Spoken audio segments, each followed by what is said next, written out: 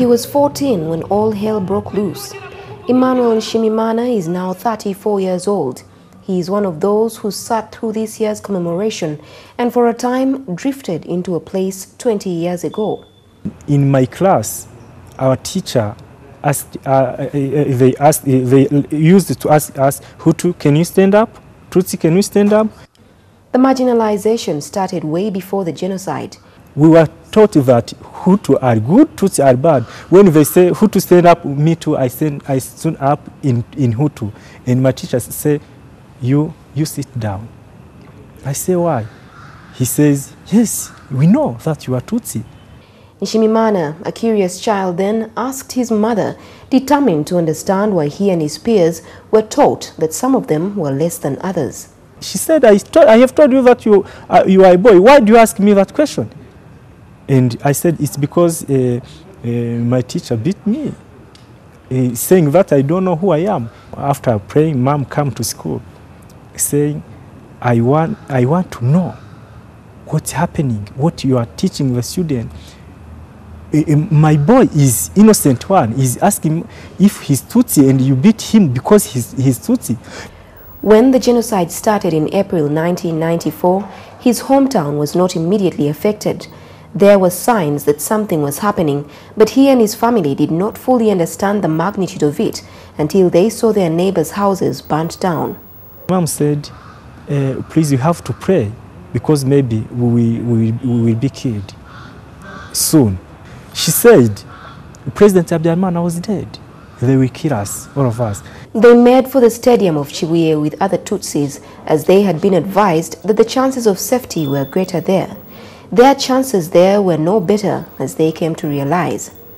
Before entering, they tried to check us, taking everything you had, like a stick, like machete, like anything which you can use when protecting yourselves. I didn't know why they are doing that, but arriving inside the stadium, the people who are mature, they said, maybe we are going to be killed because they tried to take everything we did have.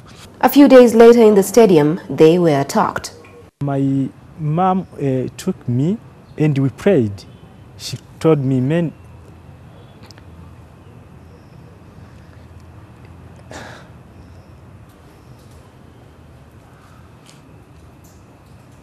some words.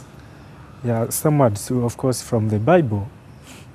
How I will behave. I don't know if she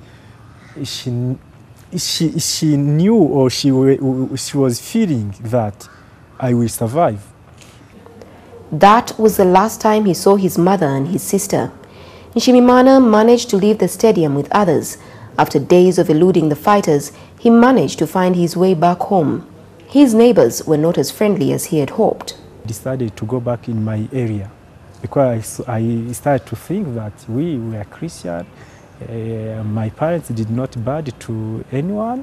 I met different kids. We used to be at the same school going to find the water. And the surprising thing is that they started to see, oh, that is Emmanuel. They started to shout. Every year since 1995, Rwanda remembers. It was a tragedy that should have wiped away a certain population, a tragedy that should have created such division and hate. It didn't. The people of Rwanda work hard now to ensure that there is never the option of a repeat. Let's not get diverted. Our approach is as radical and unprecedented as the situation we faced.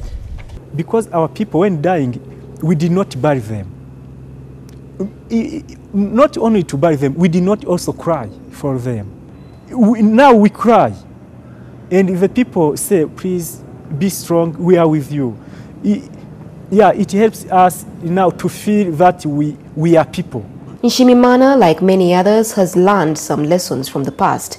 He dedicates his life now to teaching the young people to be together. We have many bad things in our mind, but maybe our people, our children, and the children, they will be good because there is no anything indicating that they are this, they are this. And also, we are establishing the tools, the documents showing that we are the one. Rwanda has made changes. This identity card, there is no Hutu or Tutsi. Before genocide, it's written in the identity cards of people that you are Hutu or Tutsi. And the people are learning lessons that they believe other countries should learn too. To think critically. If leaders tell you to go and kill some people, you have to think, why do I go to kill my neighbors?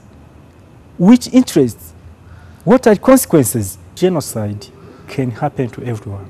There are many stories from the genocide, some so painful that those that saw it all unfold still weep when they remember. Nshimimana explains to me that there are those who were too young or had not been born, but when they hear the stories, they too are affected.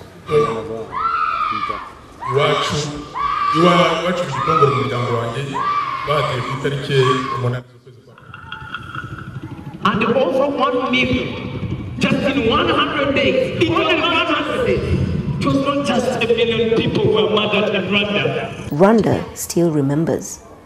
Josephine Karunji, NTV.